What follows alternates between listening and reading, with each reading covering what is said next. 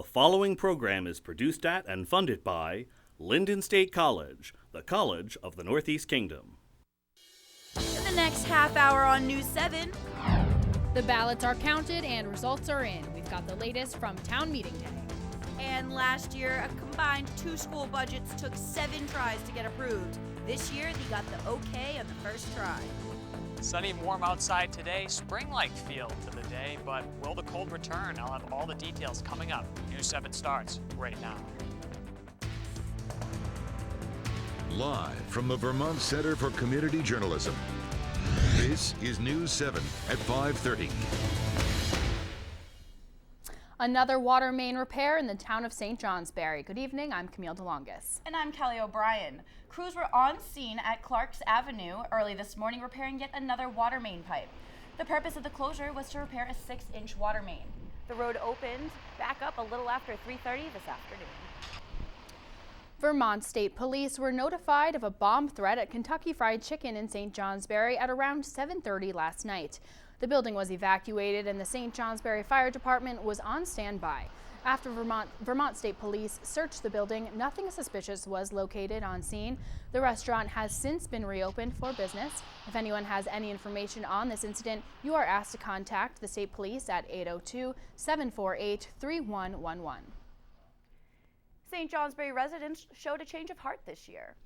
The school budget passed on the first try, whereas last year it took 3 votes for the town to agree on how much the school district should get. In addition, residents gave the go-ahead for the school to create a capital reserve fund. The reserve fund will utilize any surplus money left over at the end of the 2016 school year. Voters also decided to replace a pair of pumps at the wastewater treatment plant, replacing the Moose River water main. The Concord school budget did not pass yesterday. The request of $4.7 million was voted down by 134 to 109. The school has been under discussion in the past because of the possibility of it being shut down. Concord School District will now have to go back and come up with a new sum of money to ask for. We're really proud of the small school atmosphere that we have here. We've made huge gains pre-K through 12, so we know the voters respect that, but we respect their wishes to keep our budget a little bit lower than it was.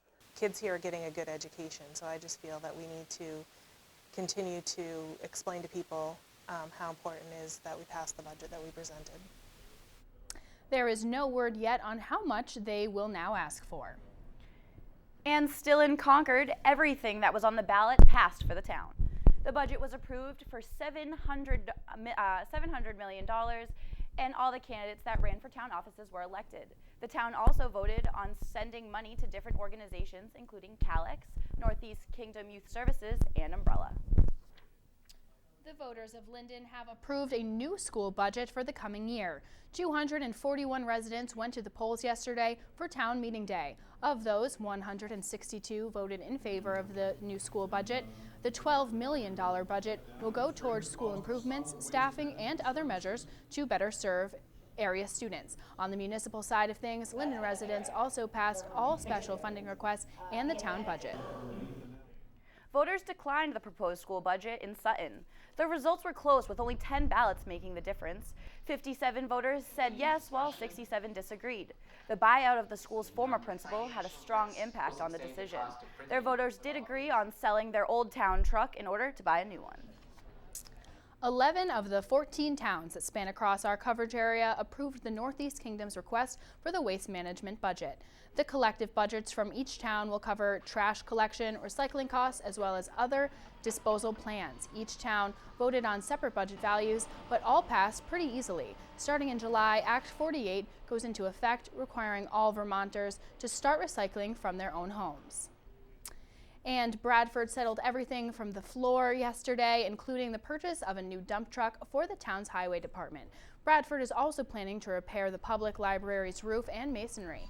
The repairs will fix the filling in between the bricks and the leaks in the roof. The last time the library's roof was repaired was in 2008, but only 2/3 of the roof was fixed. A new study shows that one local town is made of the top of the list for the safest towns in Vermont.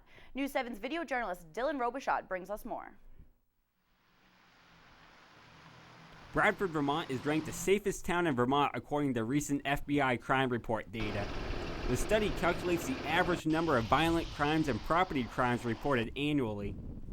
Then the study calculates the odds of one or both of those crimes happening to an average person in a calendar year. For violent crimes, the odds are that no one will be violently assaulted, and for property crimes, there's just over a 6% chance that a randomly selected individual will deal with property damage. These statistics don't surprise the local residents. People know each other. It's small enough that people watch out for their neighbors, you know. So the kids in the high school, a lot of them get married, they have kids, they stay here, and that makes a big difference. Even more important and nicer is the sense of community up here. People do tend to take care of each other, they take care of the community, they care about the community. And that sense of caring is something which you find very, very rarely these days. With all the reason to believe this town is safe, Police Chief Jeff Steigler says there's a few caveats to take into consideration. I don't see it that way. I see safe communities as something that's a kind of a condensed global effort. You know, in a small community, it's about, you know, as our fire department, you know, stomping out the brush fires before they become forest fires. Is our highway department, you know, keeping our roads safe so we don't have people sliding off the road all the time. But despite everything, it's the public that really keeps the town safe. Medical situation or a police situation, people in this town actually recognize that, you know, issues, and when you have extra sets of eyes and ears, you know, out there that work with their public safety officials, it's win-win for everybody. Other towns that made the list include Bristol, Heinsberg, Swanton, Chester, Middlebury, Richmond, Randolph, Shelburne, and Northfield. Reporting for the Vermont Center for Community Journalism, I'm Dylan Robichard in Bradford. This report is done annually, and the new report will be out by next February.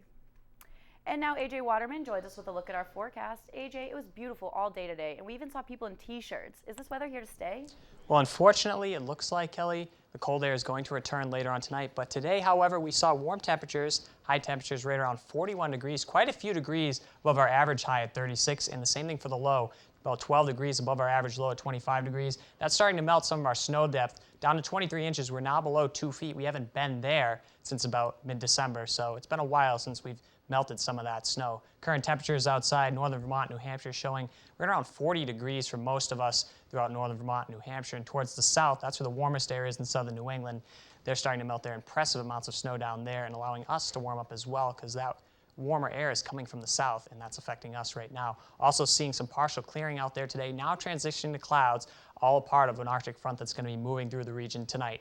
Evening hour by hour tonight, we'll take it slow. 29 degrees by 7 o'clock, by about 9 o'clock, 25, and then dropping to 21 degrees under mostly cloudy skies with northwesterly winds picking up in the overnight hours as temperatures start to cool down. Now, all the details on the upcoming week's forecast coming up in just a minute.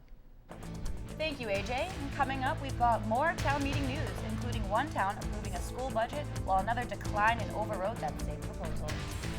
While many schools have been focused on their budgets, Linden Institute has had their eyes set on repeating as basketball champions. Their path to the big game continues tonight.